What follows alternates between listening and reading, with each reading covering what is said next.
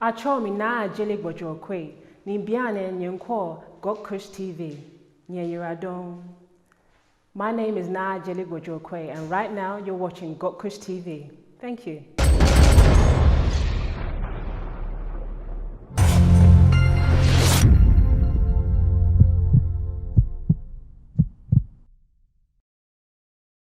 Tendai be thankful unto the Mother, Father, creative life force of the universe. Kudzai Mudzimu Mokuro. Give praises unto our great ancestors. Abibi Tumi, Abibi Fahonde, African power and African liberation for all African people. We are here today because this day, the 29th of December 2023, is in fact the 100th birthday of a great African warrior scholar by the name of Cheikh Anta Diop. As alluded to in the title, scholar, he was a historian, a physicist, what they call an anthropologist, and also a political activist responsible for texts such as the cultural unity of Black Africa, pre-colonial Black Africa, and Black Africa, the economic and cultural basis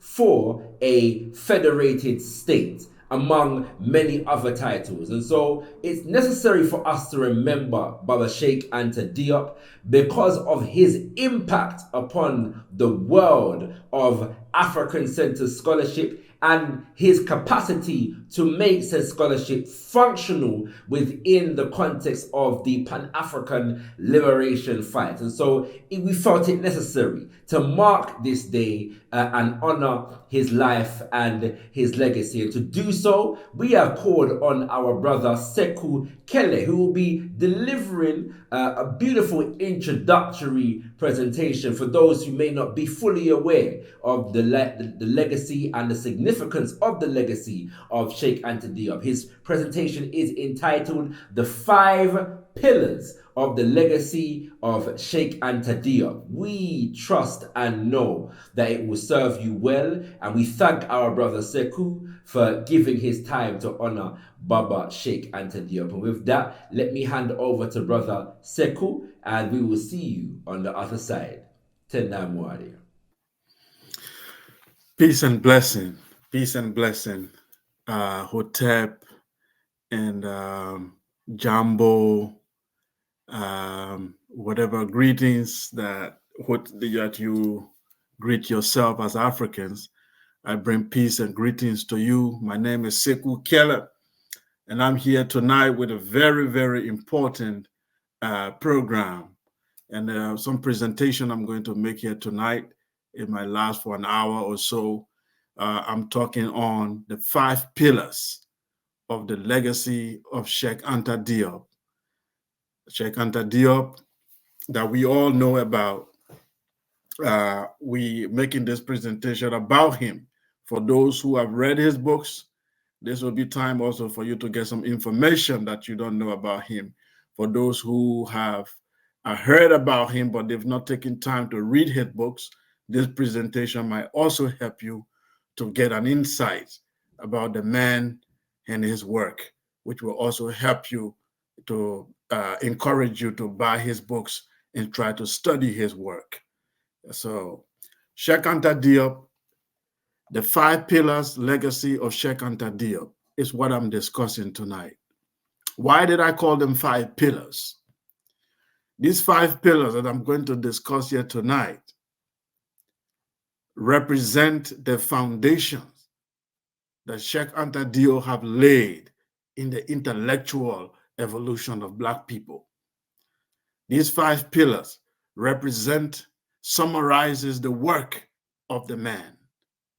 It summarizes the great work that he has done, which has revolutionized African studies, revolutionized African thinking, has revolutionized history, has revolutionized education and learning, both in the African world and even in the whole global community. And we are going to look at them one by one tonight. Here are the 5 pillars from that I have broken down about Cheikh Anta Diop in summary. One, the work of Cheikh Anta Diop was to reconcile humanity. This is what his work, because many people talk about Cheikh Anta Diop, but they don't really understand. They limit him to Egyptology, that he just studied Egyptology and the ancient Egyptians were black, and that's all about it. In reality, Cheikh Anta Diop's work is very broad than that. He spoke about so many things that touched on human sciences and exact sciences. The man was a scientist. He was a thinker. So if you look at his books, if you read all of his work, the first thing you are going to see that Cheikh Anta Diop's mission was reconcile humanity. People don't know that.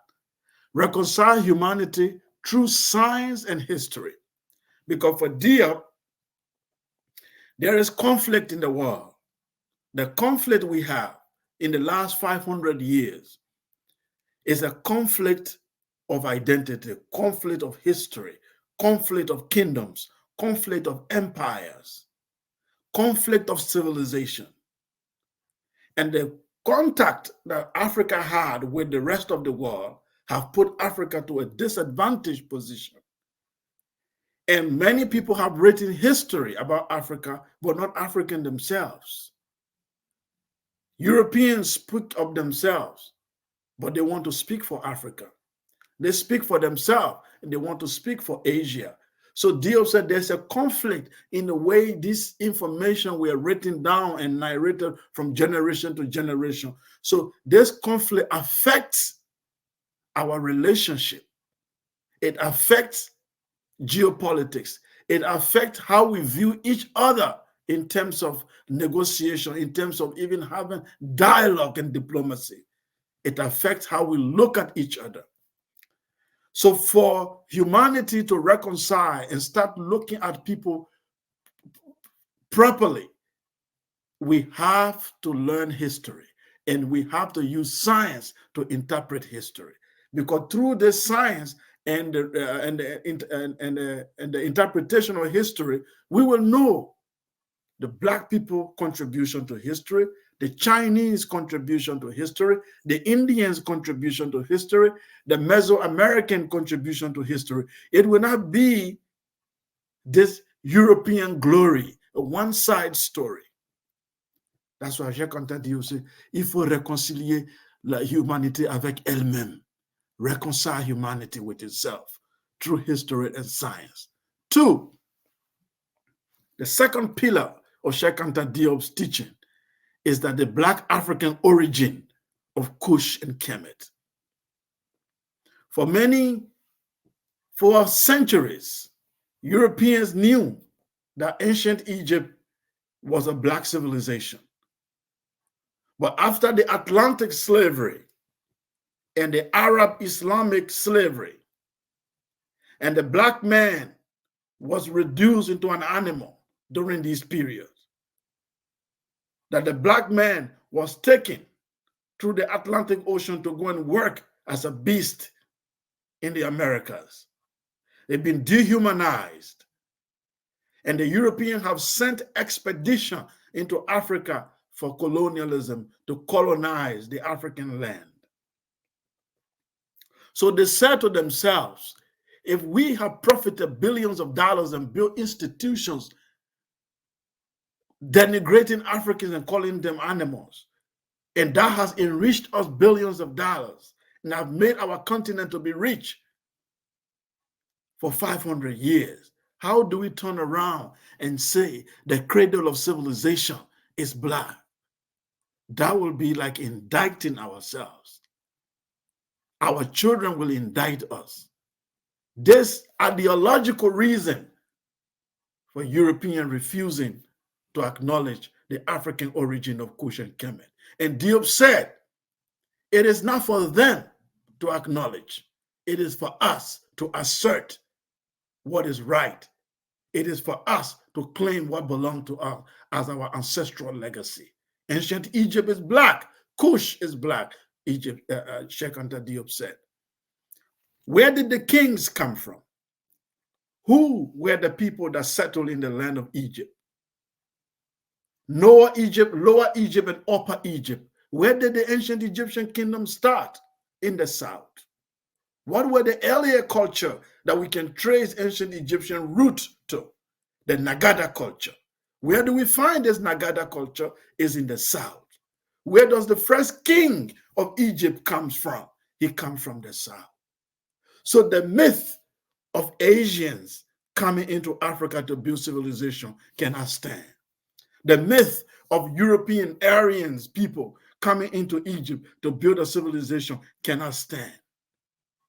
Diop said, Egypt and Kush is to Africa what Greek and Rome is to Europe. We will never give it up. It is part of our intellectual contribution to universal civilization.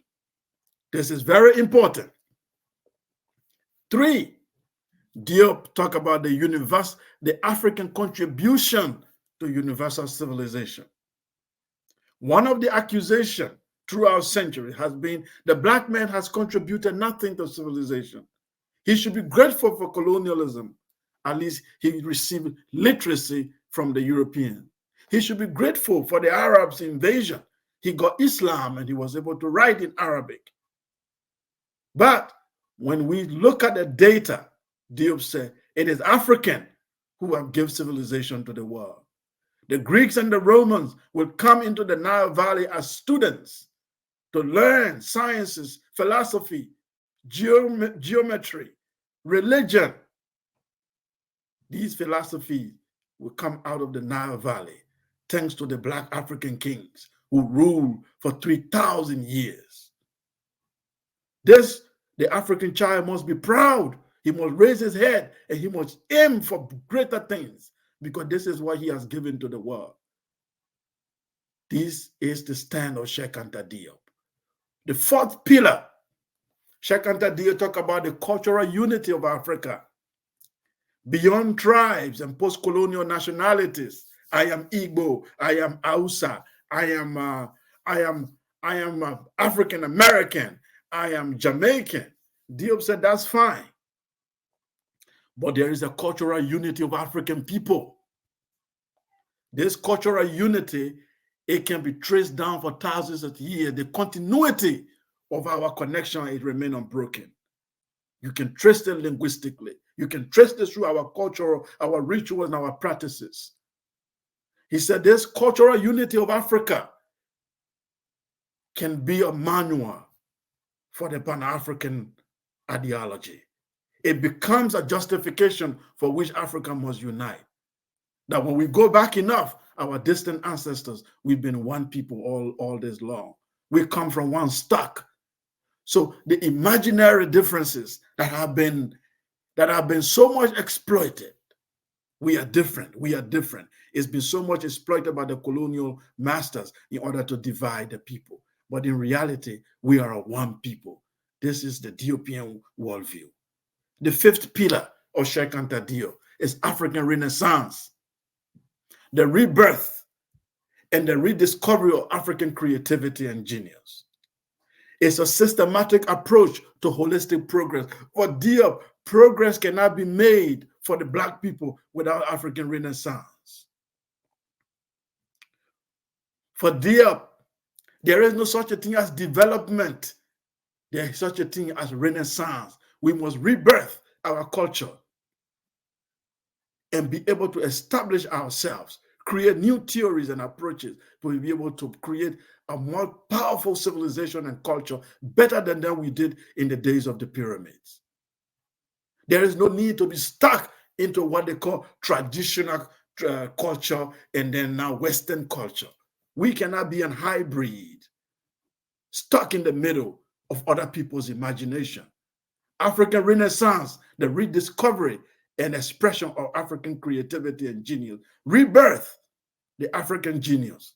This is what Diop stood for. It wasn't about ancient Egyptians were just black. Everybody, they reduce it to that. This was a thinker. This was a philosopher. There was a man who laid out political philosophy and theories that black people can use in the next 500 years. Diop will remain relevant to the African psyche because he did his homework. We celebrate the man. But These 5 pillars, we will discuss them later, much details. But let's go back and know the man. Where does he come from? How did he arrive here? What inspired him? What is his background? Let's go and study the history and the background of the man. Cheikh Anta Diop was born on the 29th of December, 1923, to a family called Diop, the Diop family in Cheikh in Senegal. Now, you know, we always call him Cheikh Anta Diop with a D. That's actually the European pronunciation, which later got stuck with them. But in the Wolof, his name is actually pronounced Diop. It's Diop. Cheikh Anta Diop. That's how it's pronounced in Senegal, not Diop. So the Diop family were a noble family connected to the Murid Brotherhood in Senegal. A Murid Brotherhood is an Islamic sect, is an Africanized Islamic sect that developed in Senegal. It's connected to Sheikh Ahmadou Bamba, who fought against the Europeans during French occupation, using non-violence to preach and fight against colonialists. Out of his movement sprang up a very powerful Islamic sect that is very pacific and less violent and more concentrated on spirituality. They are called the Baif, some of them are called the Murid, some of them are called the Baifa, and they are majority in Senegal. Cheikh Anta Diop was born in this noble family in 1923. He studied the Quran. He had Islamic studies as a child, and later on he went to a French school. In those days was a colonial period. So everyone was, those who were in privileged family were actually have opportunity to go to school. It wasn't everyone who had the opportunity then. So Diop had the upper hand, being that he came from a noble family. So he was able to do both the Islamic school and later he went to the French secular school. In 1946, as a young man in his 20s, after he graduated high school, Diop moved to Paris, France, to advance his studies. He went and studied higher mathematics. He got a degree in philosophy and later a diploma in chemistry. In 1948, very quickly after he arrived, Diop wrote his first article, "When Shall We Speak of an African Renaissance?" This is very remarkable. We see a young man in his 20s in 1946 moving to Paris, France, a time where everybody wanted to become European, a time where everybody was trying to even tweak and twist their hair to look white, where everybody wanted to sound like French intellectuals. Cheikh Anta Diop wrote his first article in 1948. He said, "When shall we speak of an African Renaissance?" In 1949, he wrote his 2 doctorate theses, which of course you know the story. They rejected his first thesis, they rejected the second one, and then the third one, eventually he succeeded. So during the 1949 to 1950, Diop was fighting to get his PhD. Then in 1953, he worked with Mario Julio Curie, the first French nuclear physicist, the man who was able to help France get a nuclear weapon. Julio Curie, Cheikh Anta Diop worked with him. There he was also able to study nuclear physics. So the man was pursuing his study, but he has his eye and his mind on the African continent. It's also interesting to understand the context in which Cheikh Anta Diop was thinking and writing, to understand the period in which he was writing his books. We were speaking around 1957. It was the Cold War. The Cold War was going on between Russia, the USSR, and the United States. So you're talking of capitalism and communism. In 1957, you're talking about African independence struggle, Ghana just got independence. For the first time, we see an African country emerging as an independent country. In the 1960s, we have the civil rights movement in the United States. Dr. King just gave his famous speech, I Have a Dream. We are thinking of 1958 or 1966, the West Indies Federation of Independence. We're talking about Barbados, Jamaica, and all these countries. They came together. They wanted to form a federation. A lot was going on in the world at that time, the War of Diop. So Cheikh Anta Diop should have been writing about communism. Maybe he should be writing about capitalism, or he should be writing about something else. But the man was a thinker. All these things that were surrounding him, he was thinking, how does the African come out of all of these things with victory? What does the future hold for Africa? How does the Black man survive out of this, take opportunity from all of this turmoil going on and be able to emerge victorious? This was the thinking of Diop. He wasn't caught with the Cold War about Russia is going to win or America going to win. For him, the destiny of Black people was at stake. This is what Diop was looking at, and we shall see in his writing. John Henry Clark was the one who tell us exactly what was happening during this period in the 1950s with Diop, his academic pursuit, and what molded his thinking, and how his thinking, his way of approaching education and science and history, how it was received in Paris. In his book, Cheikh Anta Diop and the New Light on African History, John Henry Clark writes, in 1959, when Cheikh Anta Diop's second book, The Cultural Unity of Negro Africa, was published in Paris by Présence Africaine, the Black Study Revolution has not started in America. The African independent explosion was only 2 years old, having started in 1957 with the independence of the Gold Coast in West Africa, now Ghana. Nation Nègre et Culture, published in 1955, The Cultural Unity of Negro Africa, was the second of the 3 major works that he had to complete before one was accepted as suitable evidence that he was entitled to receive his doctorate of letters. To the best of my knowledge, no student of history has ever written more work harder for a PhD than Cheikh Anta Diop. The books of Dr. Diop upset the white scholars. The world over started to rage against him. That has not abated. He challenged their interpretation of African history and backed it with scholarship that they could not dismiss. John Henry Clark. John Henry Clark gave us an insight about the man, Cheikh Anta Diop. He said, we were in the early days of independence in Africa. The future was very, very much uncertain. And here there's a young man in his early 30s and 20s in Paris, speaking of African Renaissance, writing books that have intellectually awakened Black people to shape their thought, their philosophy, and their worldview. And the European was saying, what? This man is not speaking of Aristotle. He's not speaking about the mighty Greeks. He's not speaking about the mighty Rome.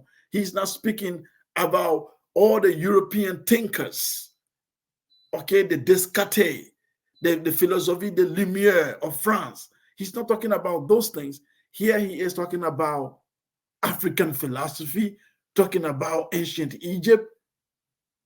Who is this man? And they began to combat him. They began to fight against his work. Three times he has to go for PhD dissertation. John Henry Clark said, to his best of his knowledge, no student of history has ever written more work harder for a PhD than Cheikh Anta Diop. But the journey of Diop has just begun. Diop was fighting. When you look at all his work and analyze it, you will boil down to one thing. For Diop, the African personality, it doesn't matter whether he's in America, in the Caribbean, or he's on the continent, that what has happened in the last 500 years is intellectual imprisonment. The intellectual imprisonment of the African personality is what Diop has discovered in his research.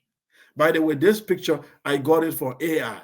I told AI, I said, gauge me an image of an African who is intellectually imprisoned. And it gave me this image, whatever it was supposed to mean. But when you look at the image, you see the man standing, but he's behind a fortified wall and fence. He looked free. He looked intellectual. He's wearing coat suit. He's wearing shoes. He looked like a normal day-to-day upper class, middle class guy. But in reality, he's in prison. And the prison is fortified, well fortified. But probably he don't realize it because he seems to be in coat suit like everyone else. And he's wearing a dress that seemingly look like a man who is well-dressed and look like modern people. But in reality has been intellectually imprisoned. This is what Diop has discovered. And to show that this intellectual imprisonment is true, in 2007, I have a quote here from the French president of the time, Nicolas Sarkozy, who traveled all the way to Senegal. He was invited by the then president of Senegal, Abdoulaye Wade. And he goes to the campus, a university campus, a university named after Cheikh Anta Diop, a man who had detected the intellectual imprisonment of Black people and fought against it. He went to that university and said, the tragedy of Africa is that the Africans have not fully entered into history. They have never really launched themselves into the future. Nicolas Sarkozy. In the midst of Black people, in the institution of learning, where we are molding the mind of the African elites of tomorrow, a European leader stands up and says, the tragedy of Africa is that the Africans have not fully entered into history. You got no history, you Black man. There is no history except the history that we gave you as Europeans. The continent of darkness, there was nothing there until we arrived and discover you. And you have not really launched yourself into the future. You need to follow us. If you don't follow the European lead, you don't follow us, the IMF and the World Bank, you don't follow our educational curriculum, you will go back to the primitive Stone Age. You have no history and you have no future without the European. Nicolas Sarkozy. But what Nicolas Sarkozy have done here is a reinforcement, because he knows he's standing in a university, Cheikh Anta Diop, and he knows what Diop represents. He knows the revolution that was taking place. This was before Mali drove the French out. This was before Niger drove them out. This was before Ousmane Sonko took over in Senegal. They saw the revolution coming. They knew that a young African have started thinking. So Nicolas Sarkozy came to do reinforcement. He said, the tragedy of Africa is that you Africans have no history and you have never fully launched yourself into the future. This is what they've been saying for the last 500 years. And Diop said, it's not true. They are intellectually imprisoning you, and you need to free the African intelligentsia so it can launch itself with its own full potential. Here is a quote from Diop. He said, the negation of history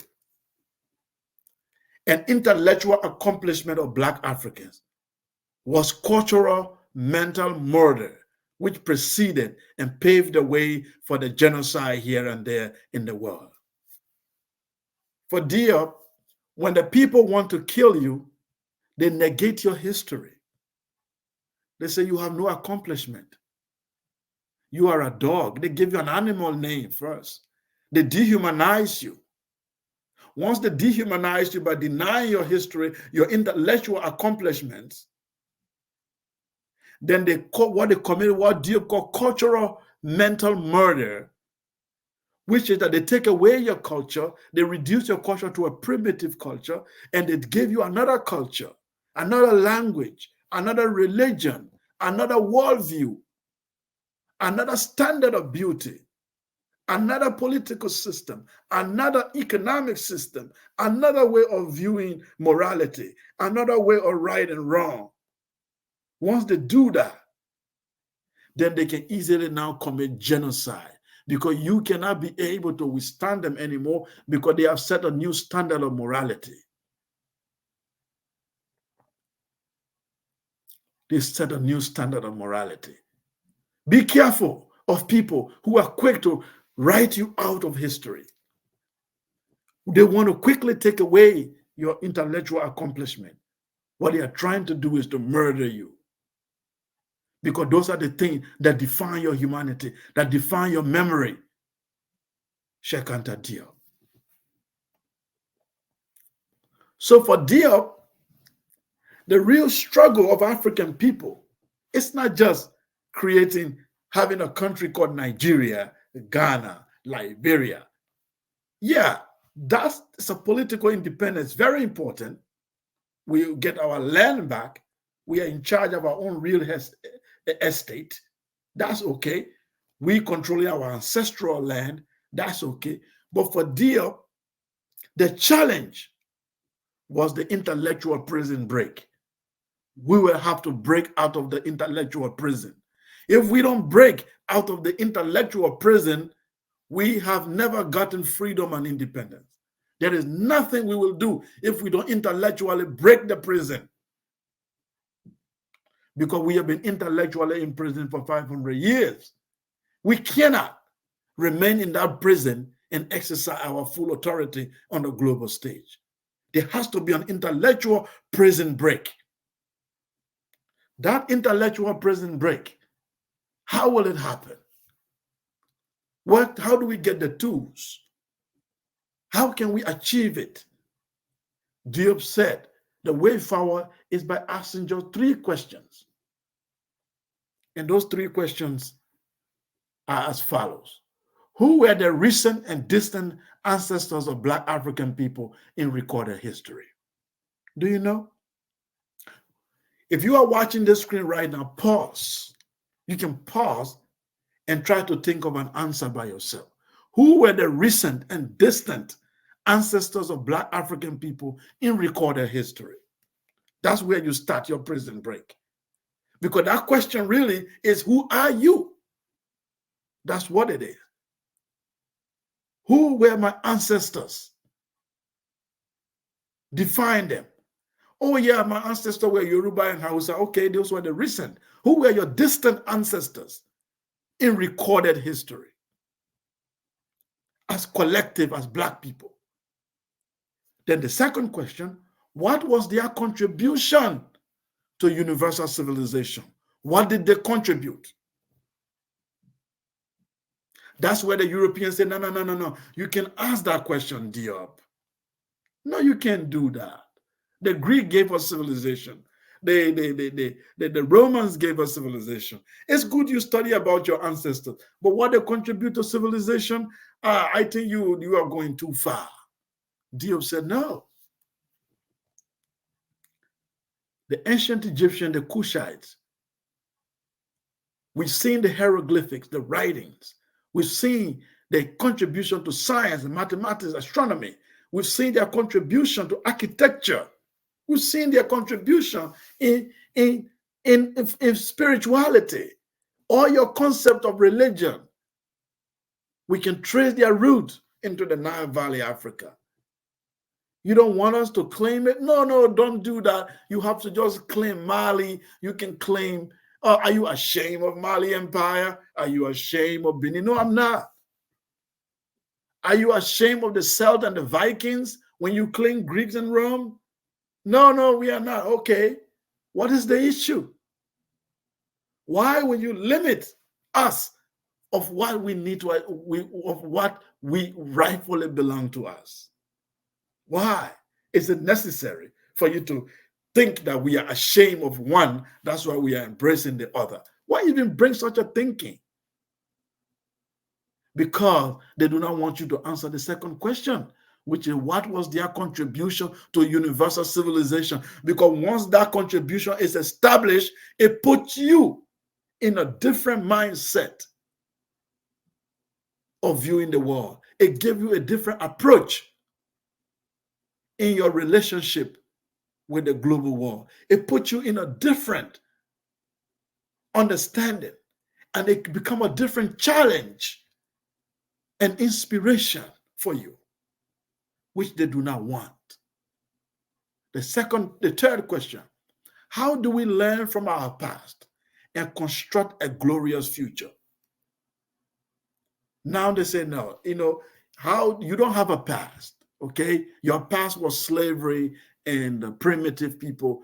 You can now start a future, okay? I remember I met an Arab driving a taxi, and we have a conversation, and he was telling me about Palestine and how the Palestinians have been persecuted, and how he hoped one day, the Arabs will rise up and protect the Palestinian. I tell you know what?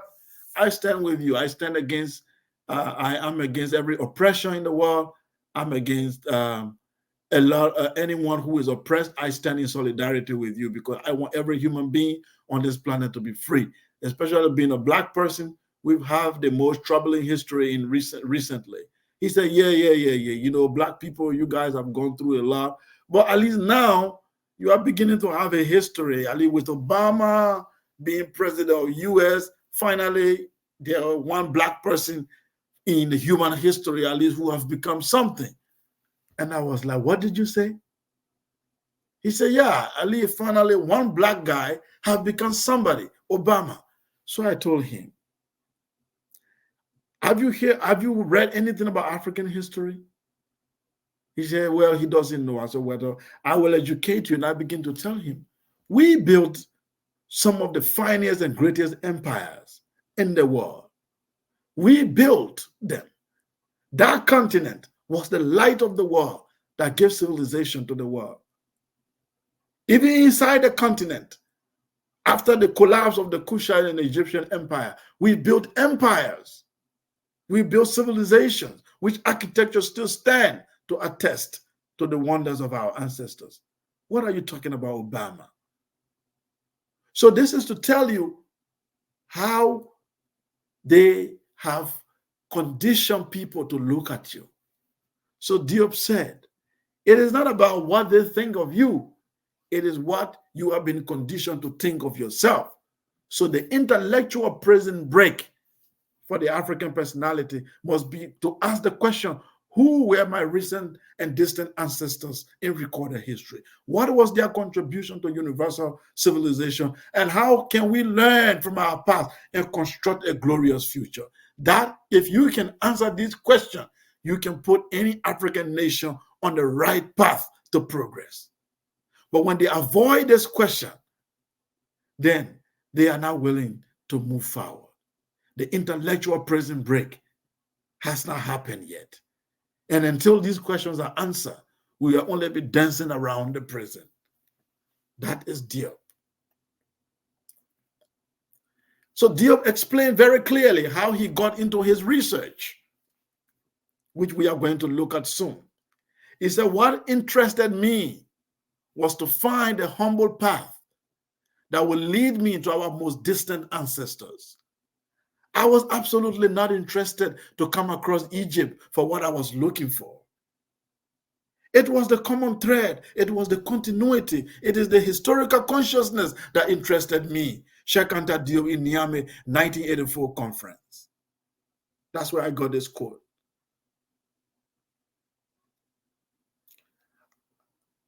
What interested me was to find a humble path that would lead me to our most distant ancestor. He said, that's the question he asked.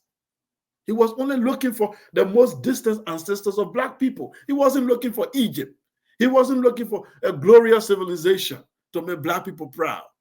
No, he just answered. And every researcher in the world, if you ask the 3 questions about black people, there is no way you will not arrive in Egypt.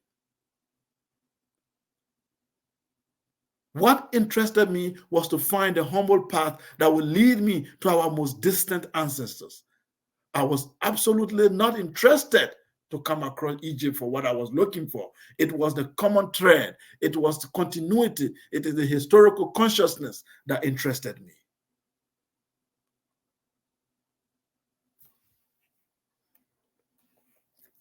Then the Cairo Symposium happened. In 1974, UNESCO, a branch of United Nations that are responsible for science and culture around the world. This organization contacted Cheikh Anta Diop.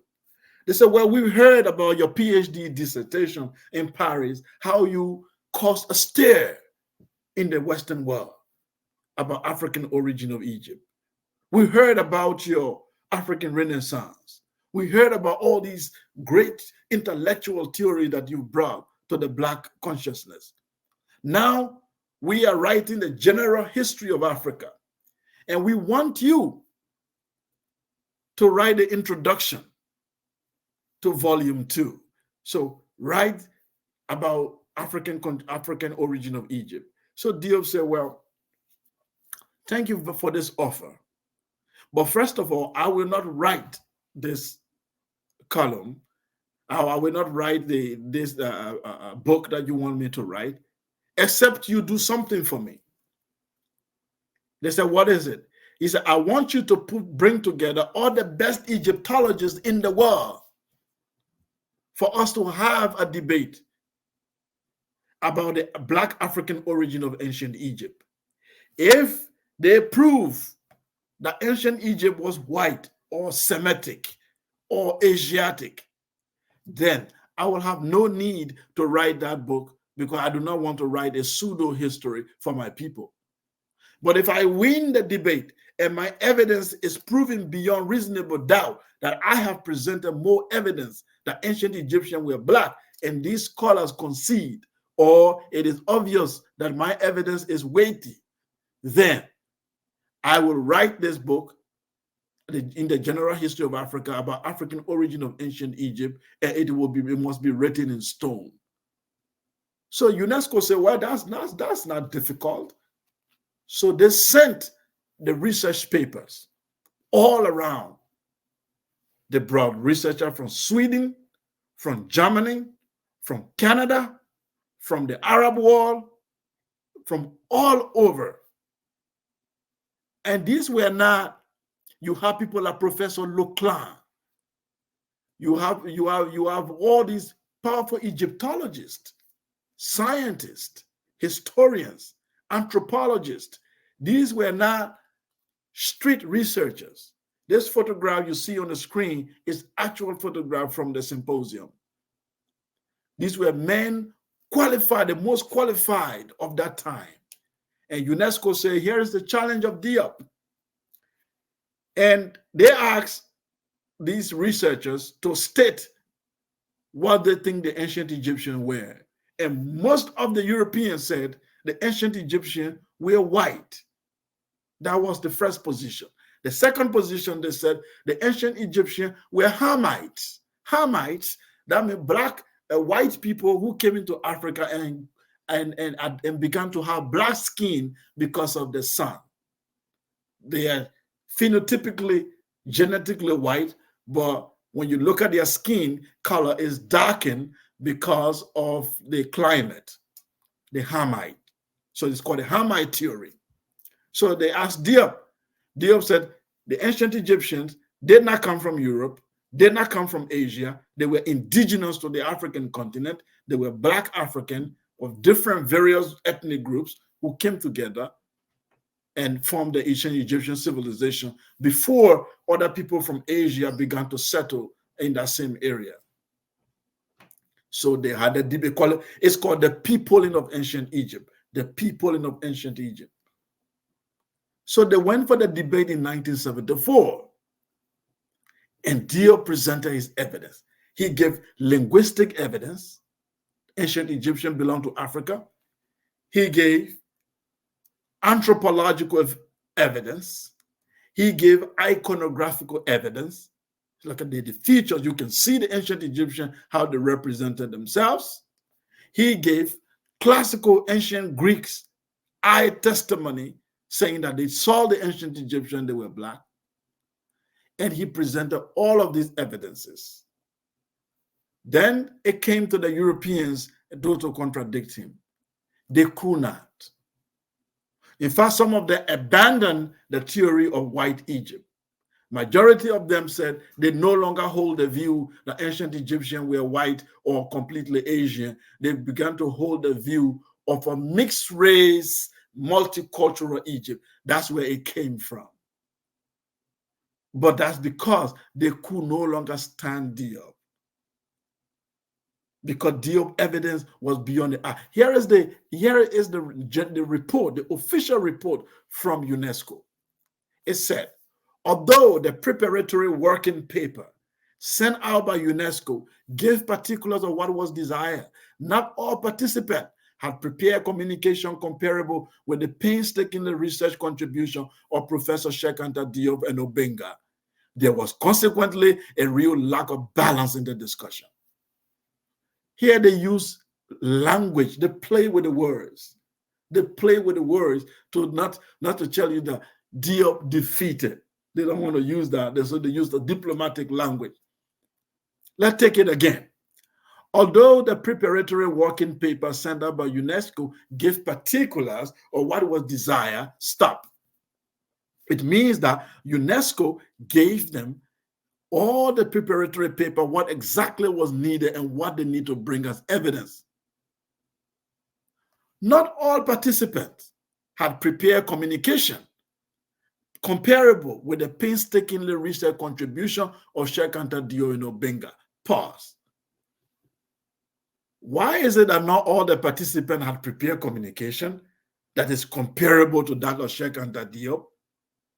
Why is it? It's not that they are not researchers, they are professors of universities.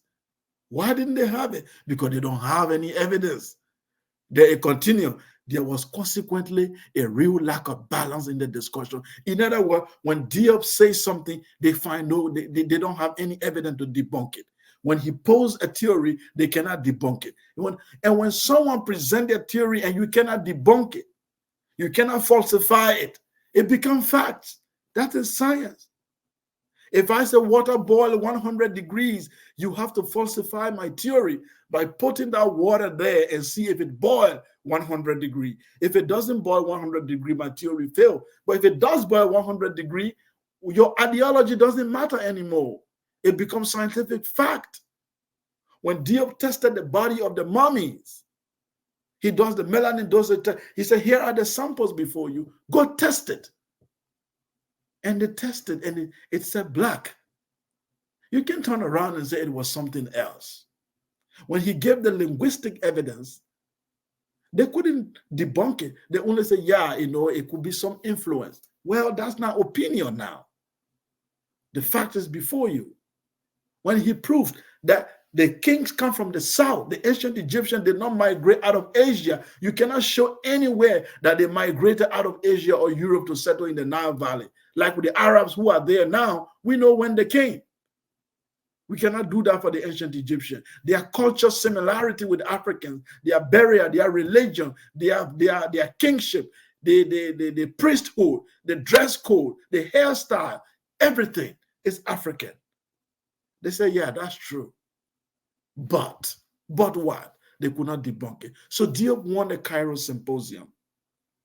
This particular symposium shook the history of the world. Since that date, Europeans have changed their position of white Egypt or Asiatic Egypt. And the actual scholars, all those who were saying the ancient Egyptians are not black, they are actually sometimes just fake scholars.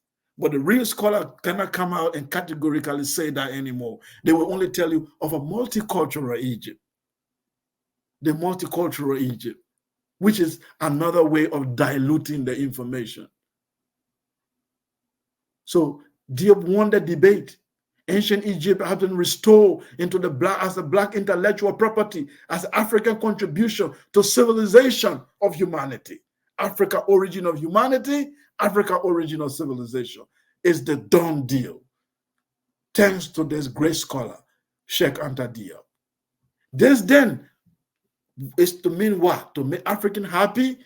To make us to feel good? No. It means then our educational curriculum must change.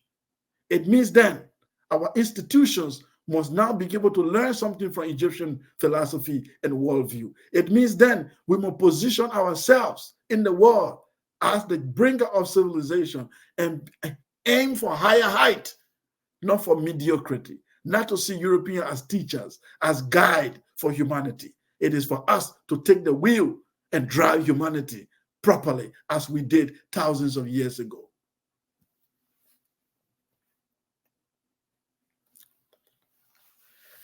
The return of Diop to Senegal. When Diop, this is before even the Cairo Symposium, when he presented his PhD thesis and he fought hard until he got it. He said, I will be going home. They said, why are you going home? You could stay in Senegal and get some job. He said, I will be going home to train and mentor young people. He said, we have to inform and educate a new breed of elite who are equal to the task. Cheikh Anta Diop. You find this quote of him from RFE by Alain Foucault. Alain Foucault did a documentary where you will find this audio clip of him when he was granted interview in Paris just after his PhD dissertation was granted. He said, my mission of going home is to educate and train the new elites. Create a new elite, because people forget that elite should not just be random people coming out from everywhere just becoming the elite of a country. There has to be institution that produces your elite, and that institution should mold their mind towards setting a goal. You cannot be having random elites coming from everywhere. You went to school in China, you come back, you are elite. You go to school here, you come back, you become an African elite from everywhere. Some of them are even spy. Diop said there must be an institution where we will form the new elite, intellectual elite, who are sometimes also political elite, form them, mold their mind, educate them, train them, so they can speak to the rest of the world as equals. What we have today are puppets. These are not African elites. These are rogues, these are criminals who have taken over our countries. The African elite that the Diopian will have produced, they will have been elite who understand African history, understand African contribution to humanity, and they will be able to be pushing for higher heights. But the Diop, the enemy set trapped for Diop in Senegal. When Diop arrived Senegal with his new vision to educate the elite, to produce a new breed of intellectuals in the university, the president of Senegal at that time was Léopold Sédar Senghor. Léopold Sédar Senghor was immediately contacted by the French authority and said, do not let Diop teach in Dakar. Do not allow Diop to go close to the educational institution. Isolate him, impoverish him. The vision to educate the new breed of African elite by Diop was thwarted by France. President Senghor was instructed to ban him from teaching in any institution. He was isolated, persecuted, pay a high school teacher salary despite his doctorate degree. Léopold Sédar Senghor was parading himself as a Pan-Africanist, so-called, in his movement that was called the Negritude movement. These were elite who were having a thought by proxy, who were taught that the Europeans are the light of the world, that Africa cannot make it without being student to Europeans, that Africa must forever become an apprentice to European intellectual. Seda Senghor, who had the audacity to write in one of his poems that emotion is Negro and reason is Greek. L'émotion est nègre et la raison est Hellène. Emotion is Negro and reasoning is Hellenistic or Greek. This is the man who was put over a nation to be president of a country. Brilliant man. He looked like the man I showed you that wear the coat suit, that looked like educated and brilliant, but he was in an intellectual prison. Seda Senghor was in an intellectual prison, and he was instructed to fight his brother, who has brought light to the African consciousness. Oh, if Senghor have understood Diop, how I wish Senghor have allowed Diop to go and start teaching the elite and start producing new intellectuals, what Senegal will have become today. But he was isolated. He was persecuted. Diop was earning a miserable salary as a doctor of letters. That's what forced him into politics. When people said Diop went into politics, Diop was doing all his writing, was politically motivated. No, Diop went into politics because he was not allowed to push his intellectual work forward. He wanted to be in the academic area, but he was isolated. He was stopped by the president. So he said then the best way then is to change the political elite first. That's how he formed his political party, which was persecuted. He later got elected as a member of parliament. He refused to take the seat because he said his colleagues were in prison. He will not take the seat. Diop going into politics was purposely to fight the oppression, the persecution that he experienced, he and those who came back to educate the people. Then his wonderful work, his contribution to African intellectual world. His first book in 1954, 1955, I think it was like written in 1954, but really published in 1955. His most celebrated work is called Nation Nègre et Culture, published by Présence Africaine. In this book, this remarkable revolutionary book that will put his name that will write the name of Diop in stone. In this book, he established the African origin of humanity and civilization. He made it very clear, which remained one of his pillars in the African intellectual war. African origin of humanity and civilization. By unveiling that, he destroyed what they call the Negro myth. The Negro myth, which was flying around, that the Negro is an inferior being who does not have the capacity to produce science, who does not have the capacity to do mathematics, who does not have the capacity to build a civilization, who does not have the capacity to be treated or to compete with the rest of the world.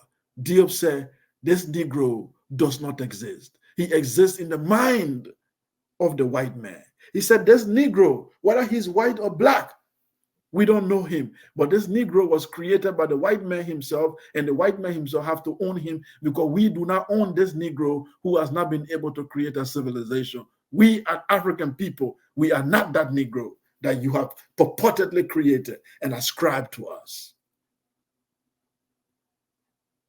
If the Greeks and the Romans will come at the feet of the ancient Egyptian, if the first Greek philosopher Thales will go into Egypt and lay down before the priest and learn, and Herodotus in his book said he saw the ancient Egyptian, they were melanchroes. In fact, one of the Greek writers said, Agam Melanese, they were very, very black, excessive black, Agam Melanese. If these Agam Melanese were the one who taught the Greeks, then the Negro myth is destroyed. If you look at the cover of the book, you see the man dressed like an Indo-European, Tamhu, It's really hieroglyphic in front of him. There's a Stamu. The hieroglyph in front of this darker man is Remech. This image is a reproduction taken directly from the tomb of Ramses III. And Diop reproduced this image. At that time, this is how the Egyptians portrayed themselves. This was the generic representation of the Egyptian, of the Pharaoh of Ramses III. Remech, dressed here with a dark skin tone like a Nubian. And this was the Indo-European type who was presented here as the Tamhu. So for Diop, if this man at the back here was supposed to be the Negro of the European 19th century Negro who have never built civilization, here is this same dark man standing here as the master of Egypt. Written in stone, carved in stone. The Negro has never existed. The Negro was an imagination. The Negro was a European invention, and he would die with the European for the African to live forever. Diop places Egypt in its full African context in this book, and he reconciled humanity through science in this book. This is why this book became revolutionary. It shook the world in France. In fact, Aimé Césaire, one of the pioneers of the negritude movement, he said, Diop has given African past. Africa is glorious past. In the process of giving Africa its glorious past, he has given Africa its future. And he has given Africa to the humanity. Africa has been reborn in the teachings of Diop.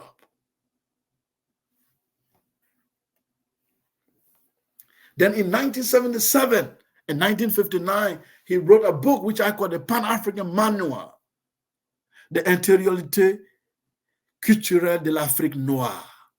Then the other book that he wrote in 1977, Parenthèse génétique de l'Égypte pharaonique et la langue négro-africaine. That is the genetic linguistic connection with Egypt and Africa. That's the book he wrote in 1977. Then the L'unité culturelle de l'Afrique noire, the cultural unity of Black Africa, it was also written in 1959. These two books gave you the cultural unity and identity of African people, especially the one that said Unité culturelle de l'Afrique noire, that is the cultural unity of our Black Africa. For Diop, beyond the tribalism, we built empires. We used to live in empire. Even before those empires, we had a common ancestors. We have common origin. We have connection. The pre-colonial connection of African people remain unbroken in our rituals, in our culture, in our belief system, in our worldview. We come from one civilization. Diop said this cultural unity is more profound than the differences that is all being exaggerated by the colonial education. He established this connection back to even to the pharaonic Egypt, showing the linguistic connection. The African continuity, the African identity beyond nationality and tribe. I'm Nigerian, I'm Jamaican, I'm African American. Yes, these nationalities that were created after the European destruction. It's okay. But what we're telling you is that there is a cultural unity between African people, which must be exploited to create a glorious future, a better one than the nationalities we have today. And it is evident in our ancient past, our linguistic connection, their cultural connection is unbroken. So stop comparing Africa with Asia and say, well, Asians are not the same. They're from one continent. There are different people. Well, you don't say that to Europeans, Western Europeans, as one people. But when we Africans show the connection between themselves, you want to say, I know they are different. Yes, we identify the difference. Even my siblings and I are different, but something connects us. Something connects us. Family value, genetics, all those things connect us. That's what it is. We see the differences, of course. The Ethiopians look different from the Nigerians. The Somali look different from the Sudanese. The Sudanese look different from the Liberian. Languages are different. Even within Liberia alone, we have 16 tongues. But these differences, when you do a scientific study and analysis and historical analysis, we are just one people, one different branches of one tree. Different branches of one tree. That's what is important. So let's build that tree. Let's water that tree. Let's take care of that tree so we can all become lively and beautiful and glorious and powerful, instead of tearing down the tree and we fall down as small little branches, powerless, disconnected, which make us vulnerable to the enemies. In 1981 and 1967, African Contribution, Diop wrote two powerful books in this period. Civilisation ou barbarie, so civilization or barbarism. The intériorité des civilisations nègres, myth ou vérité. In these two works, which were translated into English later on, because sometimes most of Diop work were compressed in their English version. But in the French version, they are really separate. So you can see here, Civilisation ou barbarie is a different book, Civilization of Barbarism. Then Intériorité de Civilisation Nègre, the interior of Black African civilization, myth or reality. It was a different book. So he said, ancient Egyptian philosophy and religion. This is within this material, you study ancient Egyptian philosophy, their spirituality and religion. Ancient Egyptian origin of Greek philosophy. This is where Diop proved that. And the African contribution to philosophy and sciences. This is where he proved that. And here he makes very sure, especially in the second book, that the earlier civilization in both Asia and Africa were built by Black people. Because people think Black people are just limited to the African continent.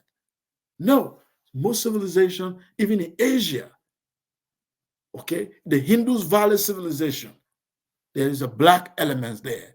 If it's the Sumerian, Sumer civilization, there are Black elements there. So Black people in early time, even in Asia, were at the helm of civilization. This is what Diop proved in this work. So when Diop published all this work in French and he moved to Senegal and all this persecution was going on, he was isolated. Something wonderful happened towards the end of his life. In 1974, the English-speaking world came in contact with Diop. While he was in isolation, his book was translated in 1974. They compressed some of his work and created the African origin of civilization, myth or reality. It was an explosion. It was an explosion. This book went into the United States, in Europe, in the Caribbean, and people became aware of Cheikh Anta Diop. He was invited in 1985 to Atlanta by Mayor Andrew Young, where he made this famous video about African origin of humanity that is on YouTube. Diop arrival in America shed light. It brought joy to the English-speaking world. We became aware of Diop for the first time, and his world began to move around. Diop never remained in the ghetto since that time. His work became like a sparkling light, like a star that busted into the universe. It became a bright light that enlightened Black people wherever they may be. When you read the work of Diop, you immediately feel enlightened. There's an insight. You begin to vision, you begin to see Black people's future right in front of you. That's what he has done. A man who has exacted a greater influence on the Black African thought in the 20th century, Cheikh Anta Diop. Another work, L'Afrique noire précoloniale, pre-colonial Black Africa. Then he wrote the other one, l'économique, les fondements économiques et culturels d'un État fédéral Afrique noire. Here, Diop speaks of the vision for the United States of Black Africa. In these two books, one, L'Afrique noire précoloniale, pre-colonial Black Africa, because moving away from Egypt now, what is pre-colonial Black Africa, what it was, what are the institutions that were built there? Then he now speaks to the future, the vision for the United States of Black Africa. He said his vision is that for industrialization and the creation of a super state, Africa more industrialized. Diop gave an entire theory how the industrialization would happen. And Africa can create a superpower state just in less than a decade. But the African elite did not listen. He studies on pre-colonial Black Africa and the empires, the rise and the fall of Ghana Empire, the Mali Empire, Songhai Empire. He gave us an insight of how these empires were structured. Pre-colonial institution, and Diop stressed the need for renaissance in this work. And it is from this work that even the theory that Africans were enslaving themselves, they were having slave institutions, he destroyed that myth as well. So Diop has done a lot of work for African intellectuals to really build on his foundation to create a bright educational system for our kids. Diop in 2023, of all this work, it appears that Diop was forgotten a bit, even after he died in 1986, sudden death.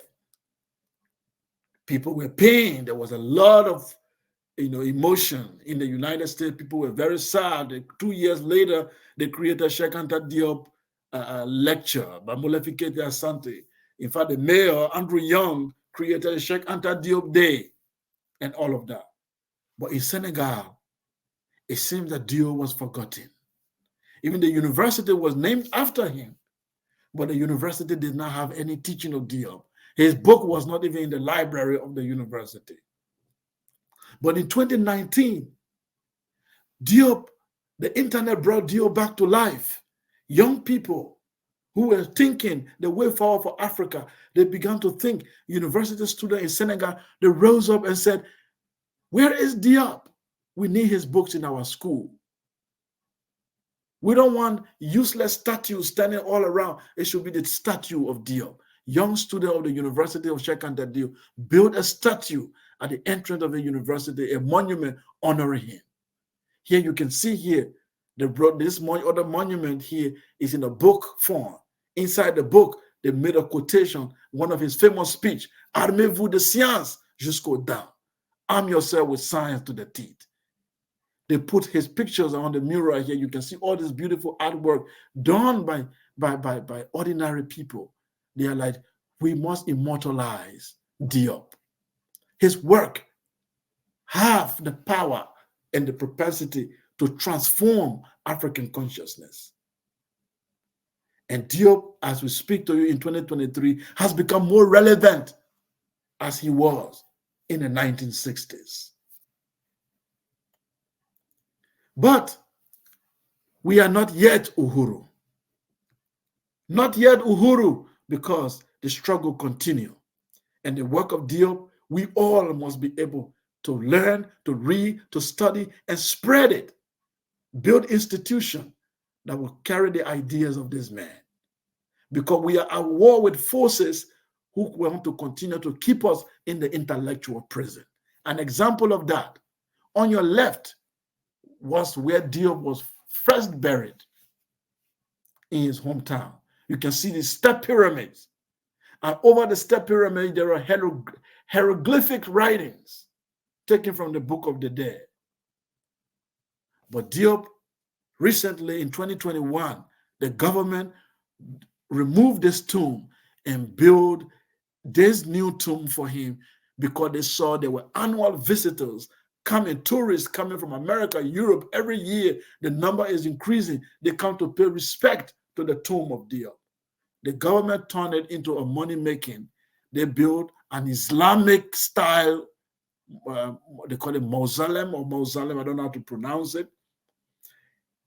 This monument, which has Arabic writing in it, with Quranic writing in it, they've removed the hieroglyphics. They want to portray to the world that Diop was an Islamic scholar. No, Diop was an African scholar. Diop was a scientist. Diop was a Pan-Africanist. Diop was African-centered. Diop never promoted Islam. Diop never promoted Islamic revolution in Africa.